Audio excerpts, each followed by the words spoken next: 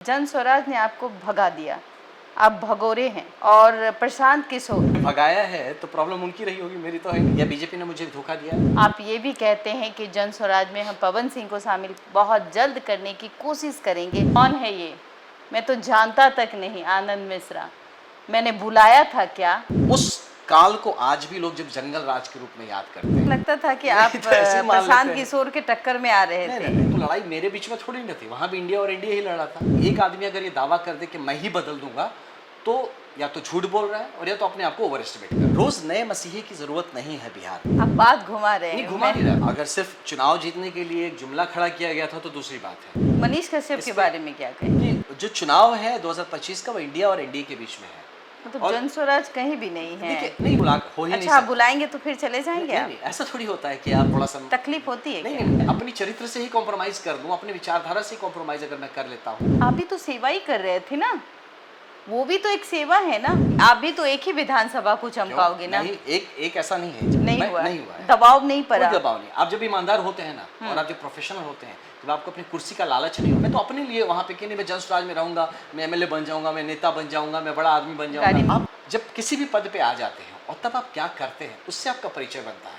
आपकी महत्वाकांक्षा थी कि मैं बीजेपी से टिकट लड़ूंगा। एसडीएम से लेकर आईपीएस तक बनने का सफर। हम ऐसे शख्स को आज आपके सामने ला रहे हैं जिनका नाम आपने बहुत सुना है और बिहार की राजनीति में इनका भी अपना एक जलवा है। नाम है आईपीएस आनंद मिश्रा। आज हमारे पॉडकास्ट में आईपीएस आनंद मिश्रा हर वो अनसुनी कहानी आप तक सुनाएंगे।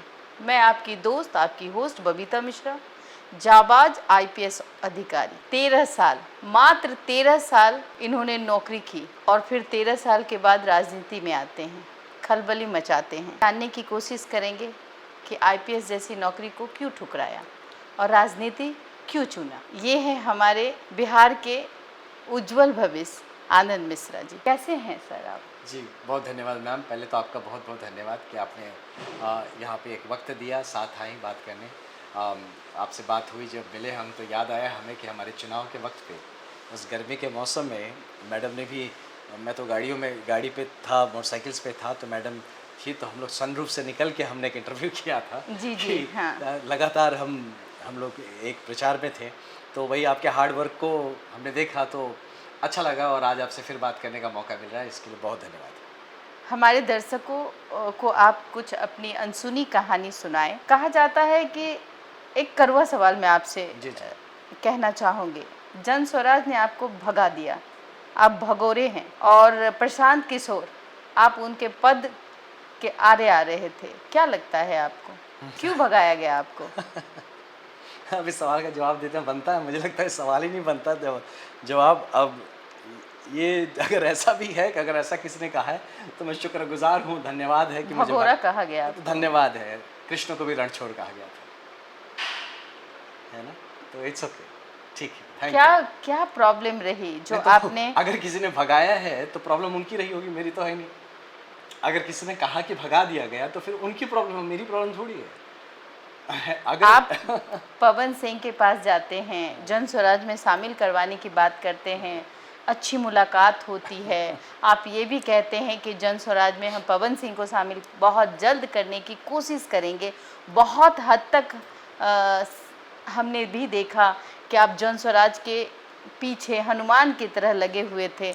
ऐसी क्या परिस्थिति आ गई जो अब आपने सुना भी होगा कि जो जन स्वराज के राष्ट्रीय अध्यक्ष है पप्पू सिंह उर्फ उदय सिंह, उन्होंने कहा कि भाई कौन है ये, मैं तो जानता तक नहीं। आनंद मिश्रा, मैंने बुलाया था क्या? खुद दौड़ के आए थे, कॉल किए थे। ऐसे लोग हमारे बीच फिर आएंगे, क्या लगता है? मैं उनको शुभकामनाएं देना चाहता हूँ, उनके उज्जवल भविष्य के लिए, बस इतना ही। और कुछ नहीं लगता है, बस उनके लिए शुभकामनाएं। ऐसी क्या परिस्थिति थी, आप दर्शकों को जब तक नहीं बताएंगे क्या मसला था? मतलब मुझे लगता है कि इतना आगे जाने के बाद भी पीछे नहीं, आना। नहीं, मैं पीछे नहीं आया हूँ। आगे जाने के बाद देखिए, अब आगे जाते हैं, आप रास्ता बदल सकते हैं। रास्ता बदलना इज नॉट पीछे आना, है ना? तो रास्ता बदलना इज नॉट पीछे आना। इसलिए मैं पीछे आने वाला आदमी नहीं हूँ, आगे ही बढ़ेंगे हम लोग। बिहार हित में काम कर रहे हैं, जेन्युइनली बिहार की बात भी करेंगे और बिहार के लिए काम भी करेंगे। एक ठोस मुद्दा है जो बिहार का इशू आज की राजनीतिक परिप्रेक्ष्य में सभी लोग इसकी बात कर रहे हैं, तो उसको लेके मुझे लगता है कुछ काम करना चाहिए। और राजनीति जहाँ तक है तो देखिए बिहार में स्थापित दल हैं, है ना, मजबूती से बहुत सालों से काम कर रहे हैं, देश में स्थापित दल हैं। और मुझे लगता है कि जो पूरा नैरेटिव को हम लोग खींच के एक तरफ ना ले जाए। हाँ, जो इम्पोर्टेंट दो घटक दल हैं एनडीए और इंडिया, लड़ाई इनके बीच में ही है। एनडीए और इंडिया के हाँ, बीच में लड़ाई यही है, ठीक है। बाकी हमेशा होता, मैं ही लड़ा था बक्सर में निर्दलीय चुनाव, तो कुछ तो लड़ाई मेरे बीच में थोड़ी ना थी, वहाँ भी इंडिया और इंडिया ही लड़ा था। I was a part of it, जिसने कि रिजल्ट को थोड़ा इन्फ्लुएंस कर दिया इधर उधर। ऐसे होता है कि बीच बीच में ऐसे फैक्टर्स आएंगे हमेशा राजनीति में कि किसी रिजल्ट को थोड़ा सा डिस्टर्ब कर सकते हैं या रिजल्ट को ओरिएंट कर सकते हैं या डिसओरिएंट कर सकते हैं। तो वो राजनीतिक नैरेटिव नहीं हो सकता है। आज का राजनीतिक नैरेटिव बिहार का है कि इंडिया अलायंस का जो जोड़ है, जो लगा है कि अब हम आ जाएंगे एनडीए को हटा के, इस पर डिस्कशन होना चाहिए कि इंडिया अलायंस को जब वक्त मिला था, जब उनको वक्त दिया गया था, मौका दिया गया था सरकार में रहने का, तो उस काल को आज भी लोग जब जंगल राज के रूप में याद करते हैं। और उससे जब निकाला नीतीश जी ने अपने पहले 2005 में आया, तो लोगों को लगा कि यार ये तो पूरी तरह से कहाँ थे हम, और कोई एक सच्चा मसीहा आया।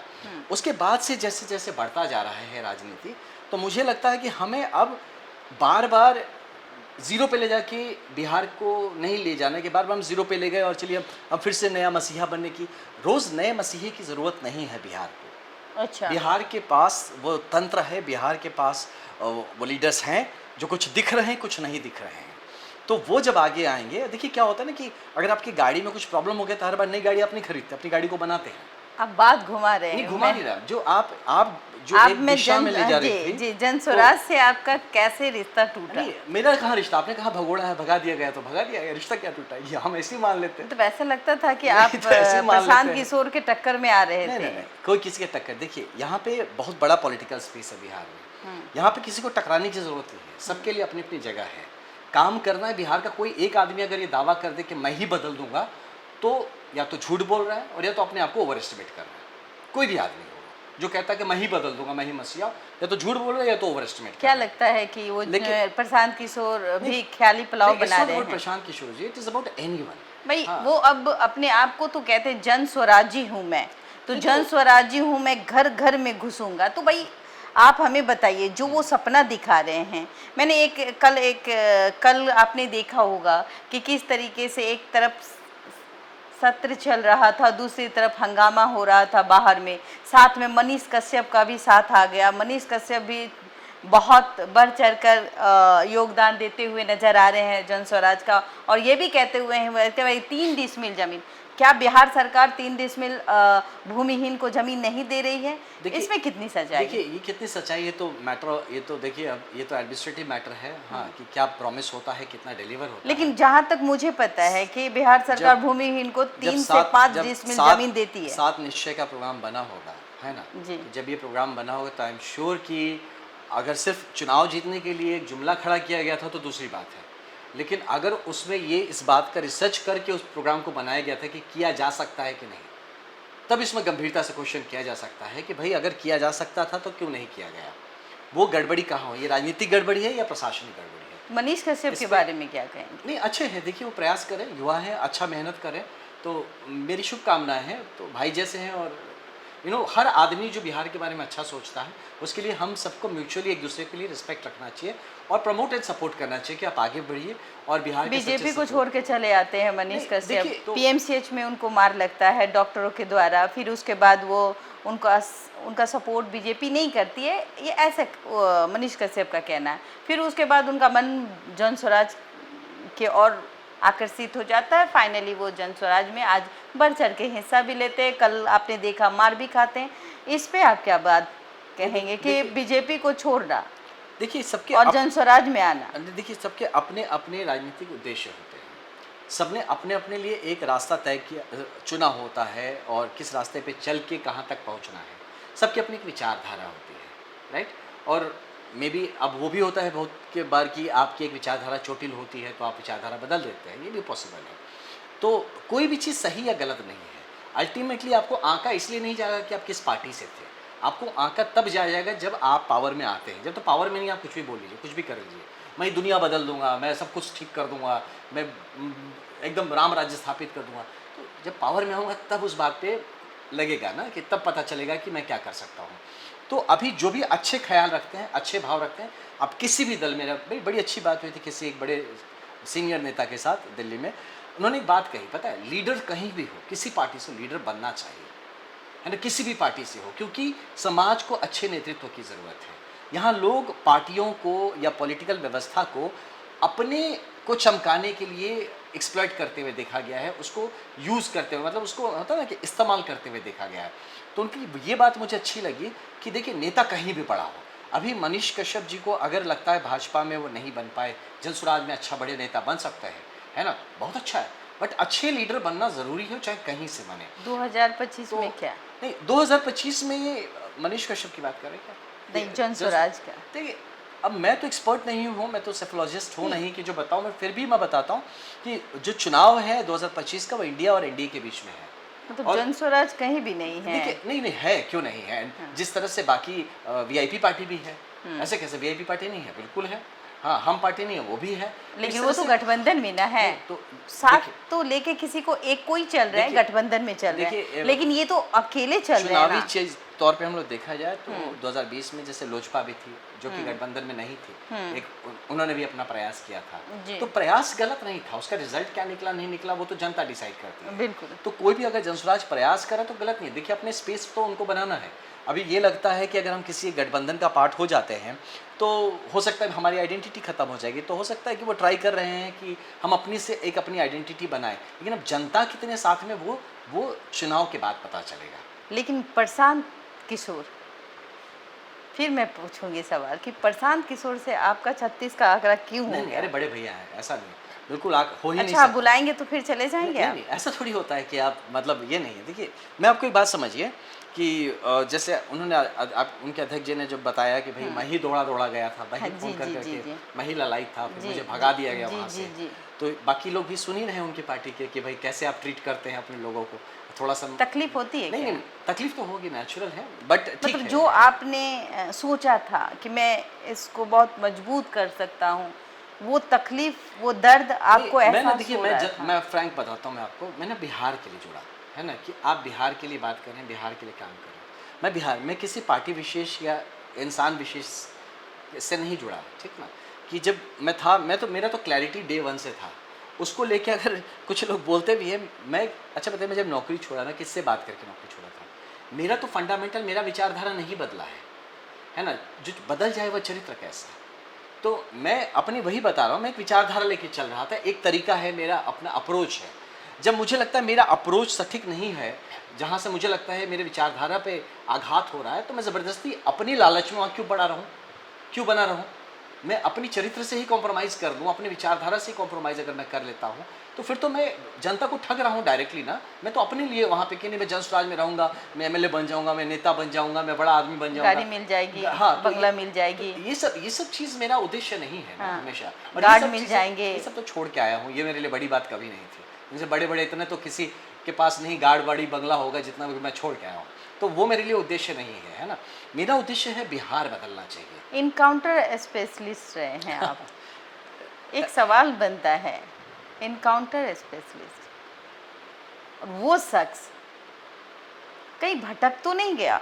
नहीं। जिसकी उम्मीद आज युवा करते हैं, हर परिवार ये सोचता है, नेता बनने के लिए अब माँ बाप कभी नहीं चाहते कि मेरा बेटा नेता बने, लेकिन ये माँ बाप, चाहे वो गरीब हो, अमीर हो या फिर मध्यम परिवार हो, उनका एक सपना होता है कि मेरा बेटा आईएएस आईपीएस बने। वो चीज़ें आपने हासिल की, आप ऐसे एनकाउंटर स्पेशलिस्ट बन गए कि आपके नाम से अपराधी कांपते थे।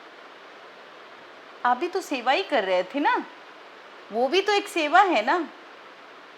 0.1% को ये चांस मिलता है, फिर आपने इस तरीके की नौकरी जो जनसेवा ही कहलाती है उसको क्यों छोड़ा और राजनीति में क्यों आए, और राजनीति से आप क्या बदलेंगे अपने आप को?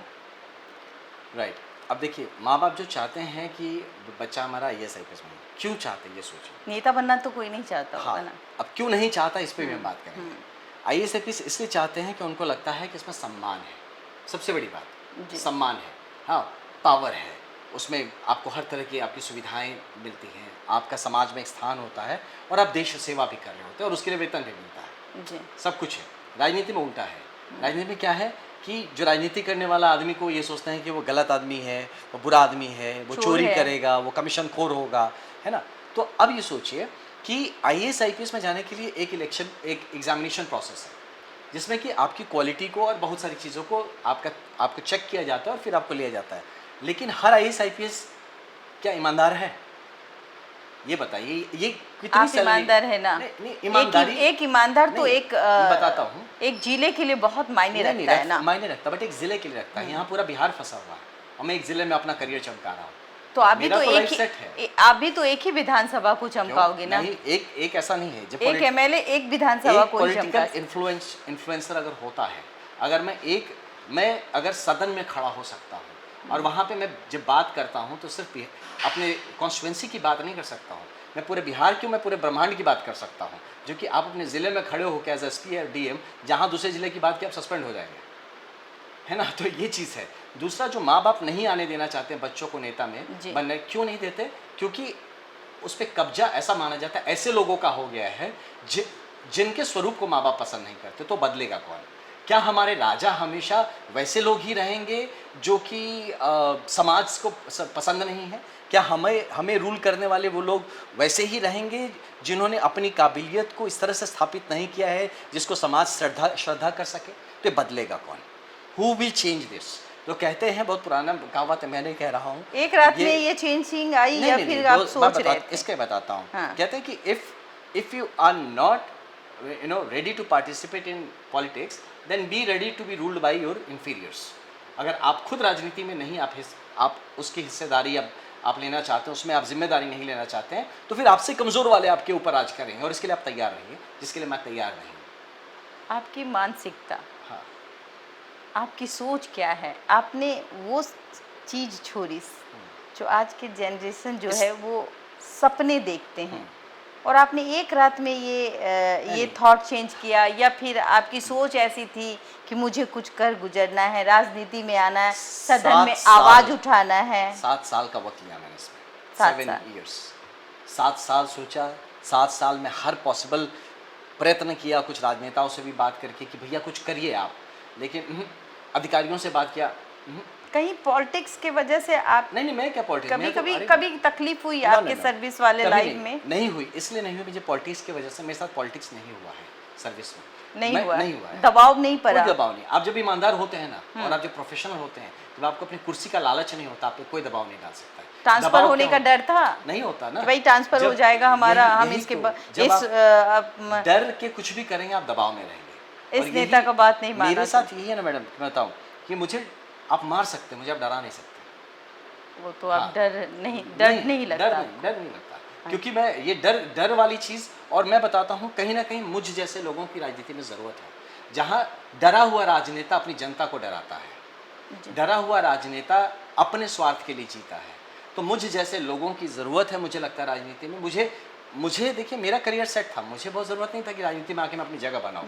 मैंने अपने जीवन में जगह बना ली थी। लेकिन मैडम क्या होता है कि मैं एक IPS अफसर बन गया, लेकिन आप जाएंगे ना, आप हमारे क्षेत्र में आइए, आपको देखिए मुझसे बेहतर क्वालिटी के 50 लड़के लड़कियां घूम रहे हैं जिनको IAS IPS कभी नहीं बन सकते। क्यों? क्योंकि उनके पास संसाधन नहीं है, उनके पास अवसर नहीं है, उनको जानबूझ के या अनजाने में रोक दिया जाता है। ये जितने फंसे हुए तार हैं, फंसे हुए गुत्थे हैं ना, उनको छुड़ाने के लिए एक अच्छा नेता चाहिए, एक ऐसा आदमी चाहिए। मैं शायद वही रूप लेना चाहता हूँ। मैं अकेला था ना IPS, मैं अपने जीवन काल में बताता हूँ कम से कम 50 ऐसे लोगों को तैयार करूँगा जो IAS IPS बनेंगे, अपने घर का नाम रोशन करेंगे और देश हित में काम भी करेंगे। आपने कहा था कि शायद आप पढ़ने में बहुत अच्छे हैं। नहीं, ऐसा नहीं, बट हाँ थोड़ा ठीक था, तभी UPSC क्वालिफाई किया। लेकिन आपने कहा था कि आप SDM भी बने, तो वो कहानी आप हमें नहीं, मैं वेस्ट बंगाल सिविल सर्विस से क्वालिफाई किया, मैं ग्रेजुएशन। कैसे? नहीं, वो तो फ्लूक में हो गया। मतलब मैं तो पढ़ रहा था, मैं तो UPSC की तैयारी में था कि IPSC बनना है, मेरा एक दोस्त है, अभी कलकत्ता पुलिस में पोस्टेड है, एज एन इंस्पेक्टर है वहाँ पे।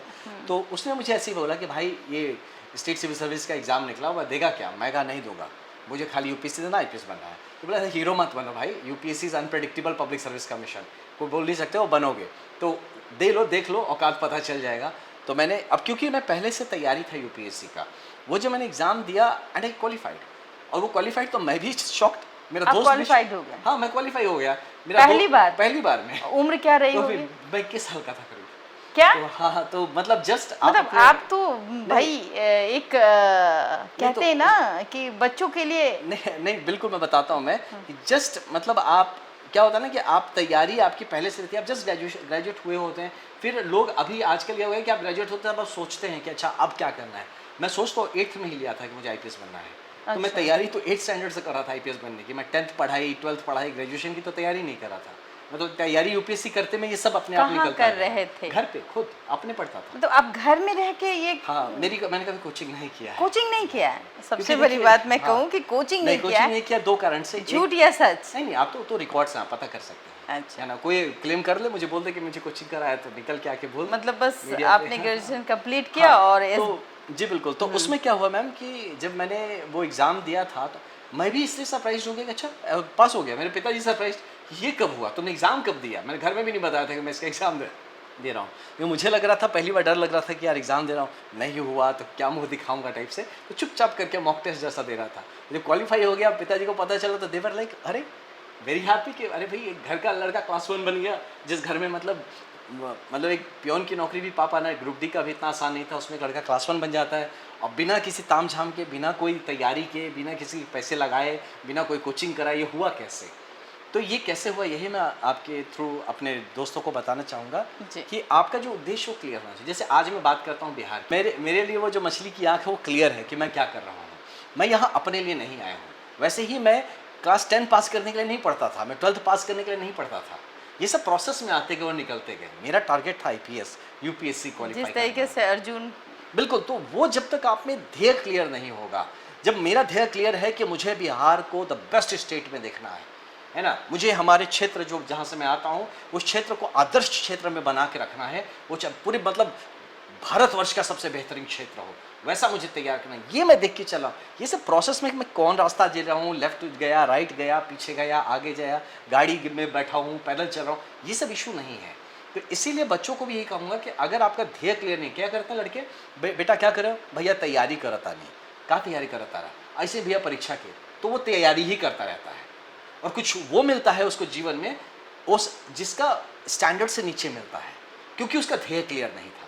तो इसीलिए मैं उनको कहता हूँ कि ध्येय क्लियर करिए, आपको कहाँ पहुँचना है। ये सब चीज़ें तो ऐसी बटोरा जाएंगी। मेरे इंटेलिजेंस ब्यूरो का एक ACI को एग्जाम होता है, वो भी मैंने दिया, वो भी क्वालिफाई कर गया था। मतलब तो मैं जो परीक्षा देता तो पास हो जाता था। तो इसमें ये नहीं था कि क्योंकि मेरा ध्येय क्लियर था। मैं 42 किलोमीटर रोज दौड़ने का प्रैक्टिस कर रहा हूँ सपोज। अच्छा, अब आप मुझे 5 किलोमीटर, 10 किलोमीटर, 20 किलोमीटर दौड़ाएंगे तो उसके लिए मुझे तैयारी क्या करनी है? कोई तैयारी नहीं करनी। आपकी उम्र क्या है? नहीं, अभी 40 क्या होगा, 40 क्या है? तो आप ये सोचिए कि जब आप एम, आपका क्लैरिटी नहीं रहेगा, तो जब एम की क्लैरिटी नहीं रहेगी तो आप कैसे सोच सकते हैं कि आप अपने ध्येय तक पहुँचेंगे। तो इसीलिए युवाओं को, सबको बोलूँगा, इवन जो नेतृत्व, जो नेता बन रहे हैं या जो आज पॉलिटिक्स में ज्वाइन करना चाहते हैं, उनको भी कहूँगा कि क्लैरिटी रखिए बॉस कि आप किस लिए आए हैं। आप किसी पार्टी के लिए आए हैं, किसी व्यक्ति के लिए आए हैं, आप खुद के लिए आए हैं, या अपनी जनता के लिए आए हैं, अपने बिहार के लिए, देश के लिए। लेकिन वो क्लैरिटी लेके चलिए। एक बात तो मैंने देखा है कि लोग अगर प्रतिनिधि बनते हैं और जनता के बीच जाते हैं और कहते हैं कि भाई हम अपने क्षेत्र का विकास कर देंगे, निर्दलीय उम्मीदवार भी जीत जाते हैं, कभी कभी पार्टी से भी जीतते हैं, लेकिन पहले जीतने के बाद उनकी मंशा होती है कि मुझे घर बनाना है, मेरे पास गाड़ी होंगे, 2 गार्ड्स होंगे, उसके बाद मुझे कुछ सोचना है। ऐसे जनप्रतिनिधि जो लोगों को बेवकूफ़ बनाकर और वो फिर प्रतिनिधि बनते हैं और फिर 5 साल तक राज भोगते हैं, तो ऐसे लोगों के लिए आप क्या कहेंगे? नहीं, ये मतलब क्या कहें कि एक ही जीवन उनको भी मिला है। हाँ, बार बार वो इंसान का जीवन ज़रूरी नहीं है, और जितना पाप करेंगे तो अगली बार छिपकली ही बनेंगे। तो ज़रूरी नहीं है कि वो फिर से इंसान का शरीर छिपकली बनेंगे। हू नोस, छिपकली बनेंगे, टिक टिक टिक टिक करते रहेंगे, मन होगा बहुत कुछ करने का, चाह के भी नहीं कर ये पाएंगे। किसने कहा आपसे कि जो मतलब छिपकली नहीं, वो ये कुछ हो सकता है, शेर भी बन जाए, हाँ। घोड़ा भी बन जाए, हाथी बन जाए, कुछ भी बन जाए, हाँ, हाँ कुछ भी बन सकते हैं। मैं जी, कहने जी। कि इंसान का जीवन ही मिलेगा ज़रूरी नहीं है। तो आप अगर इंसान के जीवन मिला है, एक मौका मिला है आपको, तो देखिए एक किसान को अगर हल देते हैं, या तो वो हल को सजा दे दीवार पे चिपका के, घर सजाए हल से, या उस हल से खेती कर ले। तो आपको एक जो पावर मिला, आपको ट्रैक्टर मिला, आप ट्रैक्टर लेके आप जा रहे हैं मरीन ड्राइव घूमने, या फिर उस ट्रैक्टर को यूज़ कर रहे हैं अपने खेत बनाने में और किसानी करने में, तो आपको पद मिला। पद को कैसे यूज़ करेंगे, ये इसी पे आपको लोग याद। आप जैसे अभी थोड़ी देर पहले मनीष भाई की बात कर रहे थे, तो इट्स नॉट कि आप किस पार्टी में हैं। आप जब किसी भी पद पे आ जाते हैं और तब आप क्या करते हैं, उससे आपका परिचय बनता है। आप क्या बोलते हैं, क्या सोचते हैं, इससे परिचय नहीं बनता। इसीलिए जो लोग एमएलए बनते हैं, उसके बाद क्या करते हैं, जनता उनको उसी तरह से जानती है ना। और ये चलते आ रहा है। अब जनता को सोचना है, गंभीर बनना है कि अब अगली जब अब की 2025 से मौका आ रहा है, कैसे लोगों को चुनना है, क्योंकि आप जैसे लोगों को चुनेंगे वो वैसा ही भविष्य आपके बच्चों के लिए तैयार मतलब करेगा। आपकी महत्वाकांक्षा थी कि मैं बीजेपी से टिकट लड़ूंगा। लोकसभा में भी आपने बीजेपी को ही देखकर आई थिंक मुझे लगता है कि आपने अपने करियर को छोड़ा। तो जब बीजेपी ने आपको धोखा दिया या फिर मैं बताता हूँ, देखिए मैं बीजेपी, आपका डिसीजन गलत रहा? मैं बीजेपी को देख के आया था, ऐसा नहीं बोल रहा है। हाँ, या बीजेपी ने मुझे धोखा दिया,